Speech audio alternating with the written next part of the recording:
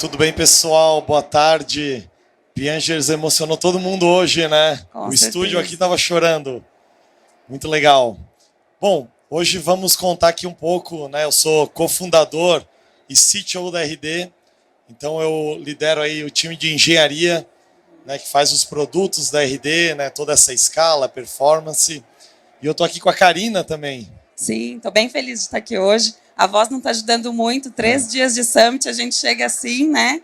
Mas vai dar tudo certo. Estou bem feliz, faço parte do time de Talent Management, que é o nosso time de gestão de pessoas da RD. Legal, muito bom.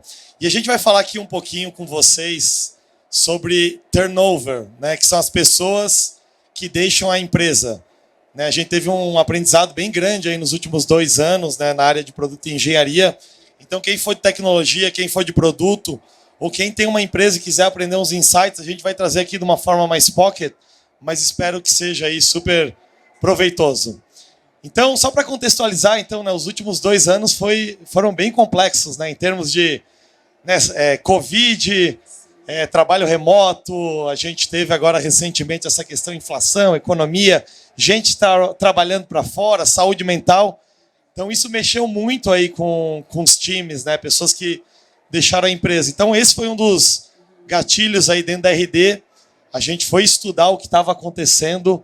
Então, né, olhamos dados, olhamos, né, perguntamos para o time, fizemos questionário, cruzamos muita coisa, fizemos análise de correlação. Então, a gente fez uma grande análise para entender o que estava acontecendo e poder aprender com isso e evoluir. E aí nós chegamos aí em 5 pontos principais, né, que impactam essa questão aí da taxa de saída de pessoas, né? Então, o primeiro dele, conexões, né? Como é que as pessoas da empresa estão conectadas dentro dela. Né? O segundo, que a gente chama aqui de hiring machine, que é a máquina de aquisição. Como é que a gente atrai mais pessoas que estão com o perfil, né, da empresa, com a cultura, que estão mais alinhadas. O outro ponto aqui é relacionado a liderança. Liderança, né? Liderança é um ponto também muito importante, né? Como é que, né, no teu dia a dia o líder ou a líder, né, enfim, que atua, que é a tua interface com a organização. A gente estudou todas essas hipóteses, né? Sim. E assim, foi legal porque a gente tinha tantas hipóteses e a gente teve que afunilar ali para entender o que mais impactava turnover. Hoje a gente não vai conseguir falar sobre todas elas, né? Porque, infelizmente, a gente precisaria de mais tempo, mas a gente vai dar uma pincelada em algumas, né? Trazendo talvez os principais insights que a gente teve. E aí, assim, para fechar essa parte aqui também, remuneração é outro ponto, né? Então, o que de remuneração importa? E, por fim, desenvolvimento aí pessoal. Então, a pessoa sentir que está se desenvolvendo na empresa também é algo super importante. Uhum. E tá vendo os slides aí, fim de evento? Tá quase, segura? Muito bem. Boa. Mas tranquilo. Então, assim, a ideia aqui tem um estudo muito mais profundo, mas vamos trazer aqui 3, 4 coisinhas para vocês tentarem gravar e implementarem aí na sua empresa. Beleza? Bom, vou falar aqui então, vou começar antes, né, os slides estão vindo. O primeiro deles, conexão. A gente descobriu, né, que uma pessoa que se sente conectada com a sua atividade, né, de dia a dia, ela tende a sair menos da empresa. Exatamente. Parece um pouco óbvio, né, mas eu acho que isso é super importante. Quer dizer, quando uma pessoa entende o que ela está fazendo, né? Como é que aquilo se conecta no time, né? Como é que aquilo se conecta na unidade que ela trabalha, como é que aquilo se conecta no produto, na área e na empresa, ela tende a sair menos. Então, as pessoas que entendem, né, que estão conectadas com a sua atividade no dia a dia, elas tendem a sair menos. Então, um ponto aqui importante as pessoas não têm que só estar trabalhando, né, que nem um robô ali que o Piangers falou. Tem que entender o porquê que elas estão fazendo aquilo. E outra coisa também super importante quando fala em conexão é estar conectada com as outras pessoas do time. Né? Então, quem que é meu colega de trabalho, o que ele faz, o porquê que a gente está fazendo isso. Né? Então, promover atividades de conexão. Acho que o trabalho remoto trouxe, né, desafios aí, né, Karina? Com certeza. De como a gente faz conexão remota, como é que a gente, quando se junta, também se conecta. Então, conexão é uma palavra importante. Vocês podem ver ali no gráfico, né? Então, esse azul escuro, mais deslocado à direita e para cima, quer dizer assim, as pessoas que não estão conectadas, né, nos dois lados aqui, elas tendem a pensar com mais frequência em sair. Certo? É isso. Boa. E é interessante, né, falar de forma geral sobre conexões, porque de todas as hipóteses que a gente testou, conexão era a que mais tinha impacto em retenção de pessoas. Então, até uma temática mais subjetiva, né, como é que a gente mede conexão, como é que a gente promove ambientes onde as pessoas podem estar mais conectadas, né, com a função, com as outras pessoas, mas a gente tem como fazer isso, um spoiler que está vindo pela frente aí na palestra. Legal. E aí, assim, quando fala em conexão, a gente falou aqui rapidamente de liderança, né? Estar conectado com uma boa liderança também é importante. A gente viu nas nossas análises que uma liderança boa impactava diretamente em retenção. Então, as pessoas ficavam mais quando a liderança era boa. E aí, quando a gente aprofunda em comportamentos, a gente encontrou aqui 4 comportamentos que têm uma alta correlação com retenção, tá? Então, o primeiro deles, assim, quando a pessoa que é líder, ela é objetiva nas avaliações de performance, o que é isso? Está todo mundo trabalhando, de tempo em tempo tem uma avaliação de performance. Então, se espera que essa pessoa seja objetiva, a liderança. Olha, tu está indo bem por causa disso. Tu não está indo bem por causa disso, eu espero isso de você. Você precisa melhorar esse ponto. Então, quanto mais objetiva era a pessoa, a líder, mais essa pessoa liderada, né, ela se sentia... Ela sentia que o trabalho dela importava, né, e entendia aquilo que ela estava fazendo. Um feedback, né, bem específico ajuda as pessoas até a se desenvolver e performar melhor. Bem, exatamente. Então, desenvolvimento nesse ponto é importante. Outro ponto importante é reconhecer a entrega. A gente sabe aí no dia a dia, né, vários de vocês aqui na live, pô, estamos correndo, tem que entregar um monte de coisa, um monte de projeto, é resultado, é meta, etc. Mas, pô, ao longo da trajetória, a gente tem diversas conquistas. A gente precisa celebrar isso. Tá? A liderança precisa celebrar isso. Né? Com o time, em público, a pessoa reconhecer o que está sendo feito. Né? Então, o crescimento, aí, os resultados é uma escada. Né? Não vamos esperar chegar até o final também para reconhecer. Vamos reconhecer cada degrau. É tão bom sentir também reconhecido, né? Sim, a gente faz isso tão pouco, né? A gente costuma dar muitos feedbacks de melhoria, a gente precisa melhorar a rota e a gente esquece de reconhecer as pessoas por aquilo que elas estão fazendo bem, né?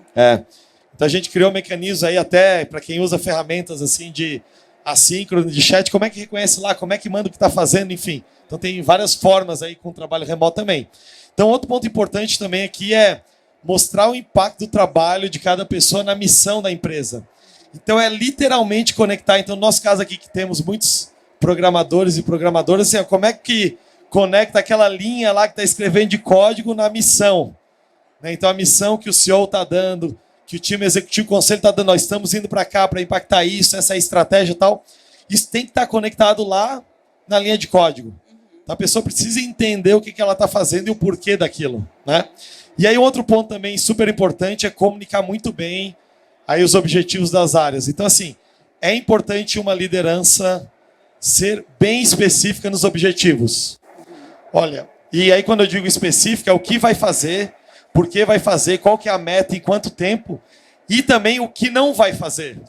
Quando a gente fala de foco, todo mundo diz, é para fazer isso. Mas o que não vai fazer é muito importante. Quanto mais se delimita o que não vai fazer, mais especifica o que a gente precisa fazer. Isso tem impacto, inclusive, em saúde mental, né? A gente reparou que quanto mais as pessoas têm entendimento daquilo que elas precisam fazer e daquilo que elas não vão fazer naquele semestre, naquele ano, mais elas ficam tranquilas com o trabalho, fazendo com bastante foco, né, e objetivo, e isso ajuda na saúde mental, né? Total. Então, saúde mental é um tema super quente aí do momento, né? Assim, que a gente vem vivendo aí nos últimos anos e foi bastante acelerado, né? E aí, falando aqui, Ká, quer puxar isso aqui? Sim, o tema de remuneração, né? Assim, de forma geral, a gente sabe que pessoas insatisfeitas com a remuneração tendem a sair da empresa, buscar novas oportunidades, né? Isso acho que todo mundo sabe. A gente, mesmo assim, testou aqui com os nossos dados e chegou nessa conclusão, mas esses 2 gráficos que a gente está trazendo aqui, eles trazem informações que são complementares e nem todas a gente tinha certeza, né? Então, o primeiro gráfico mostra ali o tempo desde o último aumento, o quanto que ele impacta na retenção. Então, a gente percebe que quanto mais tempo tem desde o último aumento, mais essa pessoa está pensando em sair da empresa. E, não, eu ia só adicionar, né, que por isso é importante, né, uma estratégia de revisar essa compensação financeira, né, de tempos em tempos, né, não deixar chegar lá, né, passar todo um tempo, agora vamos ver isso, né? Exatamente, né? Então ter um processo mais estruturado para a gente ser mais proativo, com certeza ajuda a gente a antecipar essas situações. É isso aí. E aí o segundo gráfico, que é mais interessante ainda, né, ele traz assim, o percentual do último aumento não tem impacto significativo na retenção. A gente sempre achou, né, que aumentos mais agressivos faziam com que as pessoas ficassem mais tempo na empresa.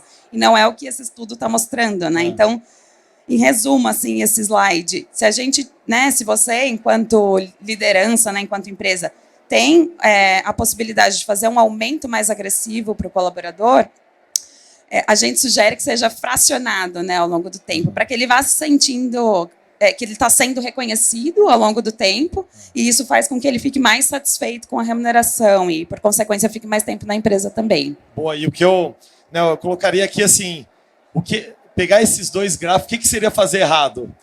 Ficar muito tempo sem falar sobre salário e aí achar que dar um super aumento vai resolver. Então a provocação que eu faço aí para quem está vendo online é, quem for líder, né, quem for uma liderança, conversar sobre isso. Né, não ser um tabu. Vamos falar sobre isso, vamos entender. Não quer dizer que abrir a conversa vai acontecer, às vezes tem questões financeiras, mas vamos falar, vamos entender a expectativa, vamos tentar alinhar, vamos ver o que o mercado está pagando. E quem for liderado, né, se sentir incômodo ou um desconforto, também falar sobre isso.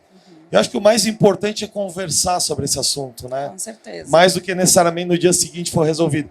E aí, na medida que tu for, né, as empresas crescendo, vai sendo criado aí processos mais estruturados para antecipar isso, para conversar sobre isso, para se comparar no mercado, para poder permitir analisar uma compensação com menor viés, com uma análise de como foi a performance, enfim.